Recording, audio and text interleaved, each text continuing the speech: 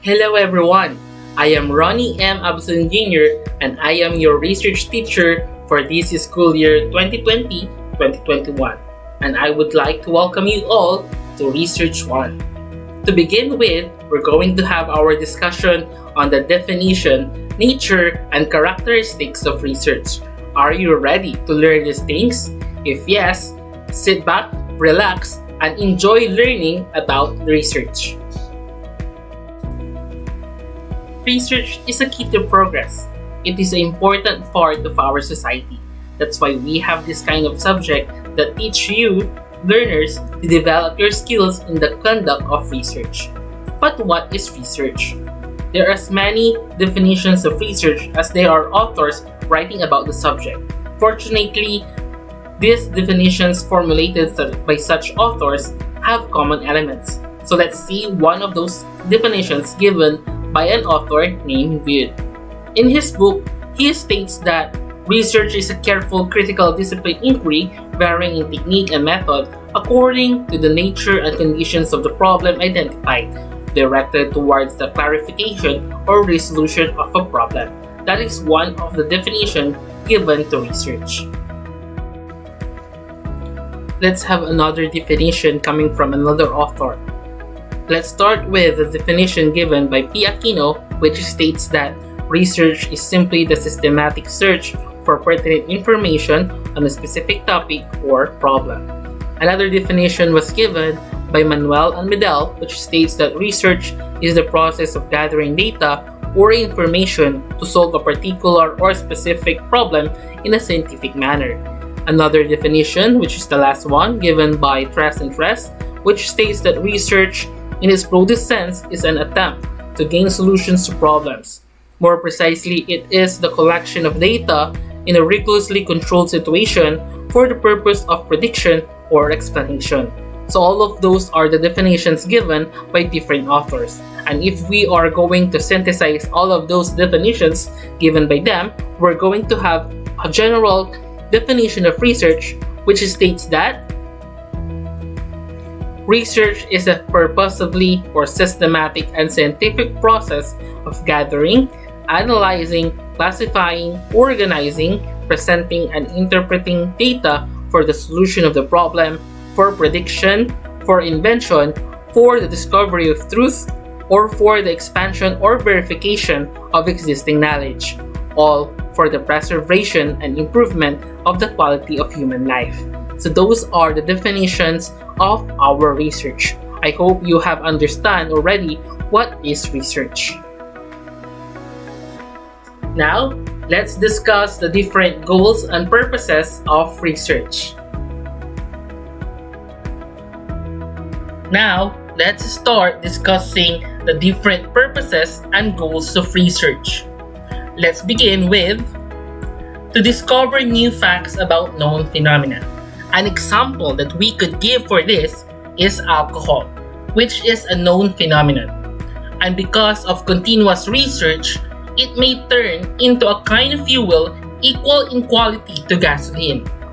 Second, to find answers to problems which are only partially solved by existing methods and information. Example is the serious disease, which is cancer, which is partially solved or cured by present methods, but due to intensive and continuous research for this disease, the disease may be eradicated later on. Third, improve existing techniques and develop new instruments or product. This goal envisages the invention of new gadgets and machines, food products, and others used by man. Fourth, to discover previously unrecognized substances or elements. Previously, we had only 92 elements, but due to research, we now have more than 100 elements. And fifth, discover pathways of action of known substances and elements.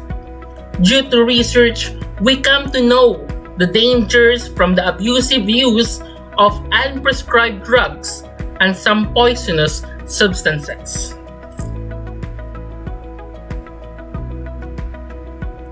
And for number 6, to order related valid generalizations into science. The result of this purpose of research is the science we are now studying in school. 7. To provide basis for decision making in business, industry, education, government, and in other undertakings. One approach in decision making is the research approach. This is basing important decisions upon the results of research. 8. To satisfy the researcher's curiosity. An example of this is when Edison was curious about how a hen hatches her eggs and made a research on that, and then he invented the incubator. 9. To find answers to queries by means of scientific methods. One important question that may be asked which can be answered only by means of research is, in what setting is life expectancy higher, in the city or in the barrio?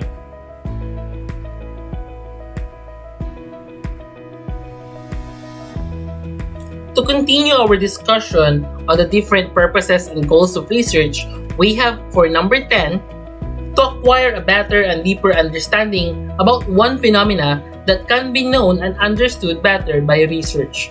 One example that could be given here is the research conducted to explain why women are generally smaller than men. 11. To expand or verify existing knowledge.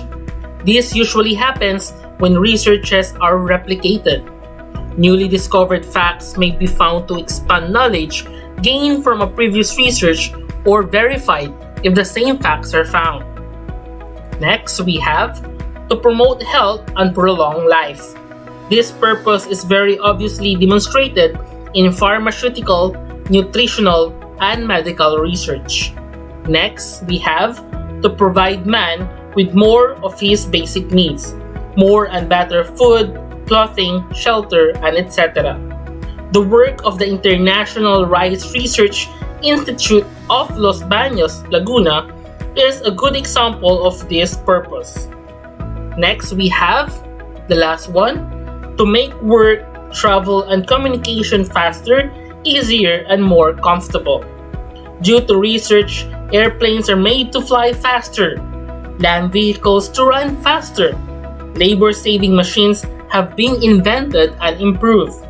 Radio and television bring news immediately to the remote areas, and more wonders of electricity are making life easier and better. With all of the discussed goals and purpose of research, therefore, the main or principal purpose of research is the preservation and improvement of the quality of human life. All kinds of research are directed toward this end.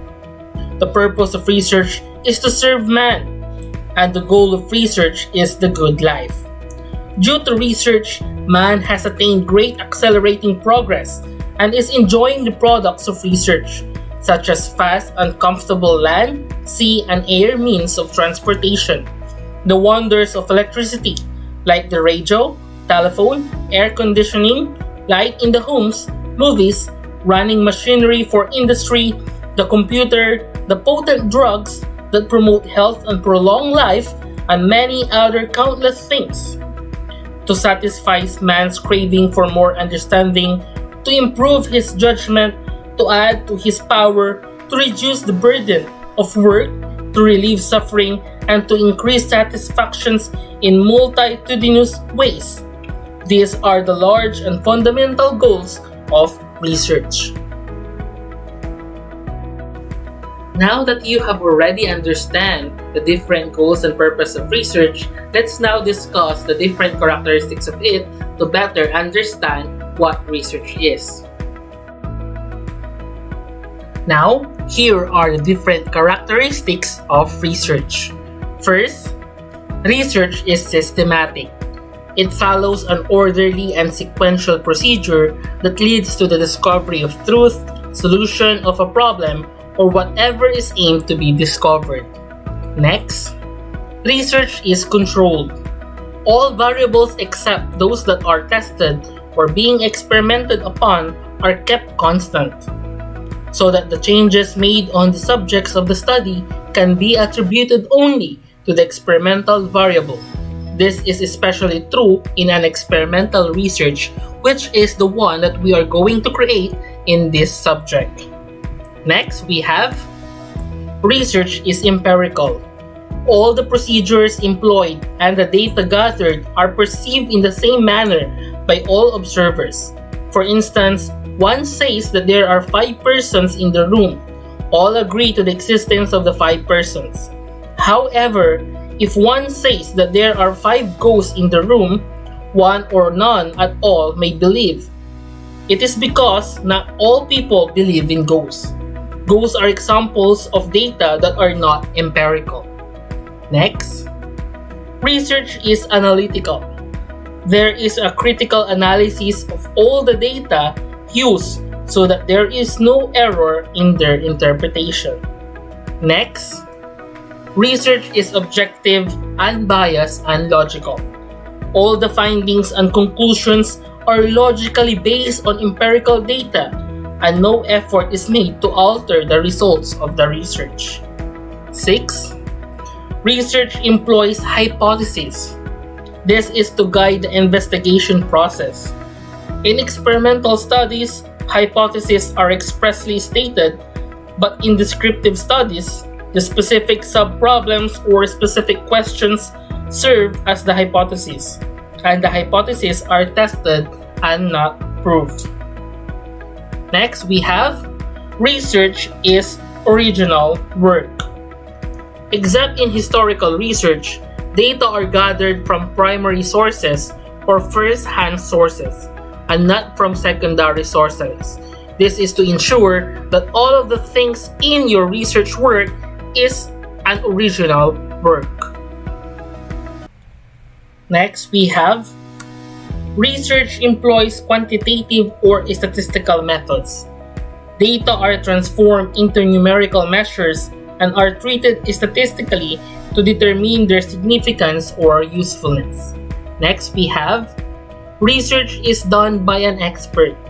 The researcher uses valid and carefully designed procedures, valid data gathering instruments, and valid data. He subjects his data to expert scrutiny. That's why in your research, you're going to have your research consultant, which is an expert to its field.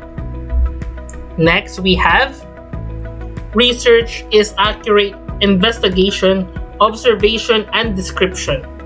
In fact, every research activity must be done accurately so that the findings will lead to the formulation of scientific generalizations. All conclusions are based on actual evidences. Next, we have research is patient and unhurried activity. This is to ensure accuracy. Research that is hurriedly done or conducted carelessly due to racing against time may lead to shaky conclusions and generalizations. Next, research requires an effort-making capacity. No research can be conducted without the exertion of much effort. No one without any effort-making capacity can conduct a research because research involves much work and time. And the last one, research requires courage. Research requires courage because the researcher oftentimes undergo hazards, discomforts, and the like. At times, the researcher encounters public and social disapproval. Also, disagreements with the colleagues may arise. That's why in research, it acquires courage. So all of those are the different characteristics of research. Now that you have already understand what research is, its goals and purposes, its characteristics, you are now ready to be called as student researchers. So that's all for today. See you in our next lesson.